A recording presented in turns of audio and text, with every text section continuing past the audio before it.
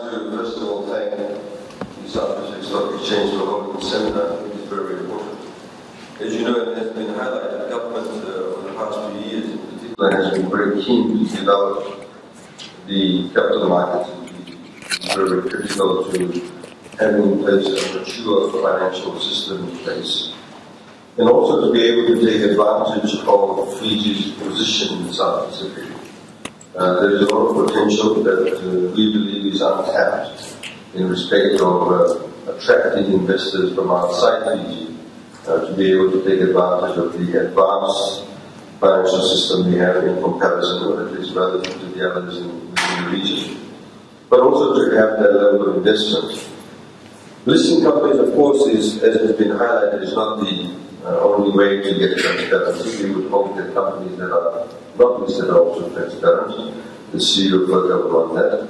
But the reality is that it does bring about a nuanced level of transparency, if you like, and better accountability and more public interest.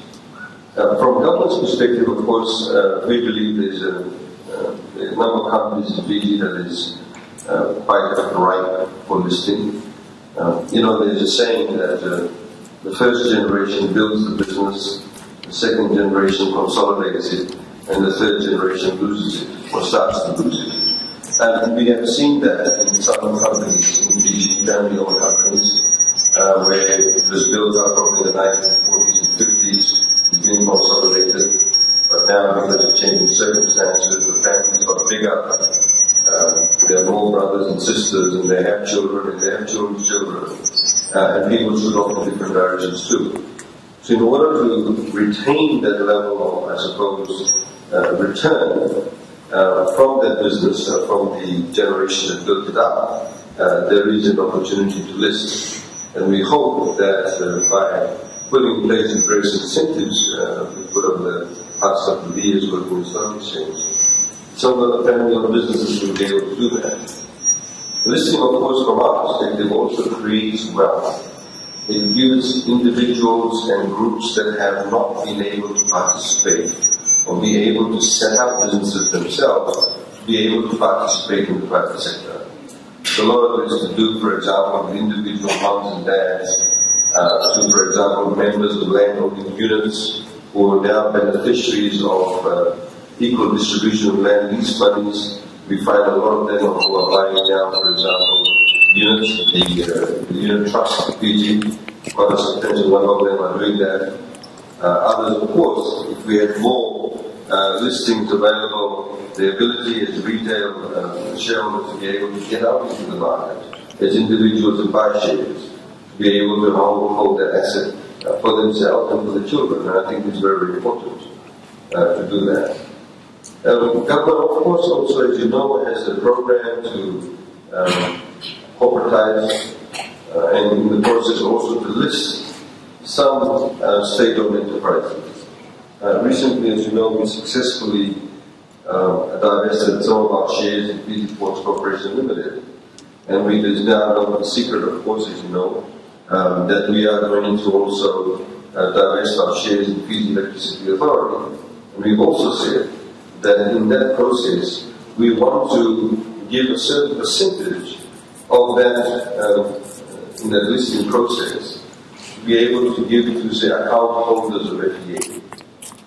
So, you could have something like 3 or 4%, depending on how it pans out, of those people who are individual household account holders of FEA, be able to, what somebody may call calling kind of demutualize the process, to be able to get shares because you've been account holders of FEA for a period of time. So that, what it does is in that process you have individuals in society who will be actually a shareholder of FEA. They can stand up and say, I've got 50 shares or 40 shares. And you know that they have overnight received this particular wealth.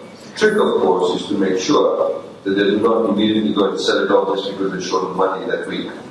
And I think that is the trick, and that is the level of awareness that we need to create.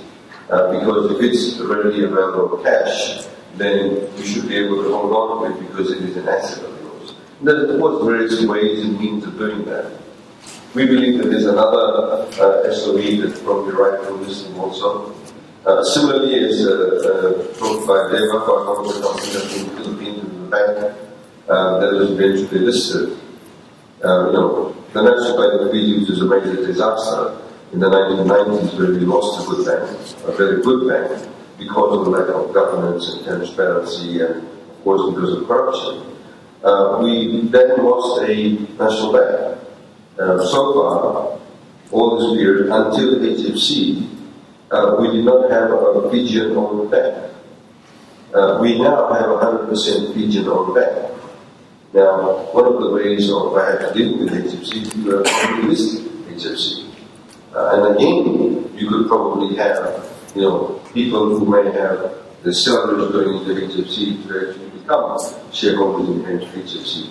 So there's a lot of ways of that we can create wealth for individual Fijians, and that's what we are interested in, is to generate investment opportunities, generate wealth opportunities for individual citizens of our country.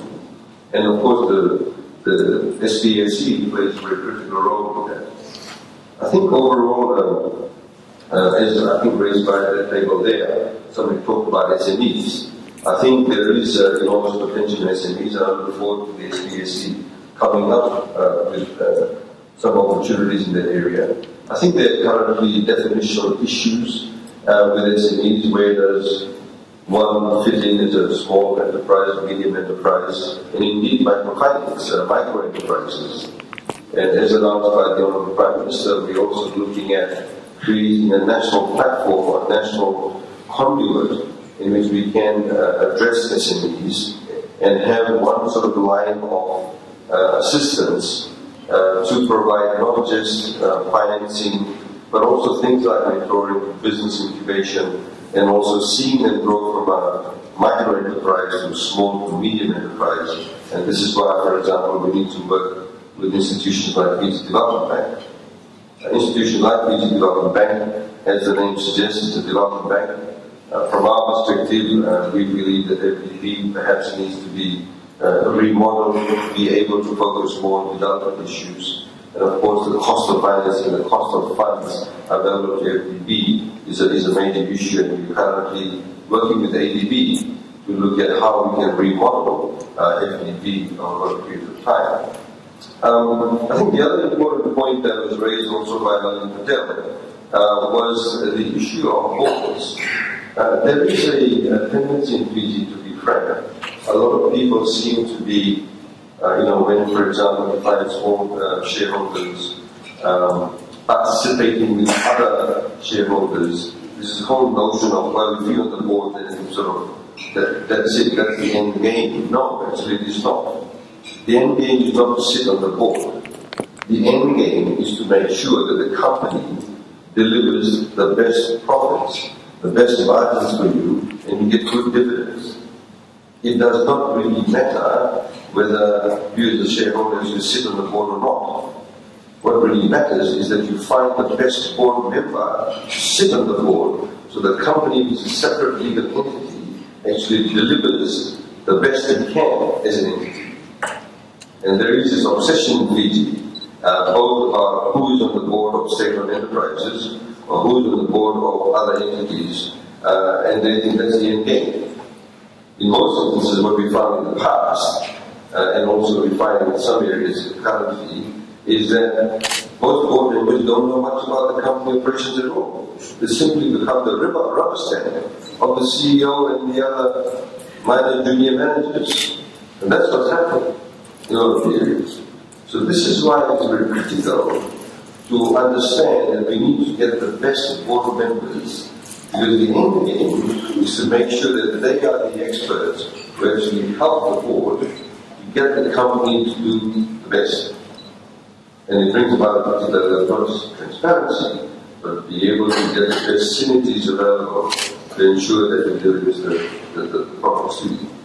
I think again, I've talked slightly about this, which is the issue of the corporate governance. I think is very critical. Of course, it would be a amiss not to say that we need corporate governance, not just in companies that are listed, but overall within the companies themselves that are listed.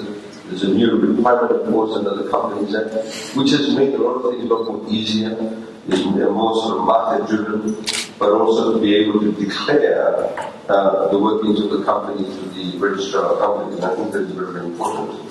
There has been this year tendency, of course, to focus more on institutional investors, in particular when you invest in companies. As highlighted earlier on, 88 was a big fanfare, but whether it was done properly, and indeed we have discovered subsequently some of the deals that were done on the side, just to simply list it, was not necessarily the best model to go forward with. So it is hope that we can learn from these, whether it is ATH, whether it is Vision, whether it is VB Holdings, whether it is FMF, whoever it is that are listed, that we're able to learn from that, and I'm hope that SPSE will be able to have more sort of public awareness about that. Not just public awareness about saying, look, it's good to list, but also look at various case studies. And I think it's very important to do that. And as has been highlighted, basically horses for horses, whatever suits that particular entity is very, very critical. So, ladies and gentlemen, I'd like to thank again for the SPSE. I'm quite happy to, if our MC allows us to, I'm quite happy to take a couple of questions if you want, in respect of this. But again, we are very much interested in getting more companies listed. As you know, we have only 10% tax rate. There's no tax on the dividend payable for a listed company. But the idea is to create wealth and give opportunities of wealth creation and access to assets to ordinary Fijians. So thank you very much.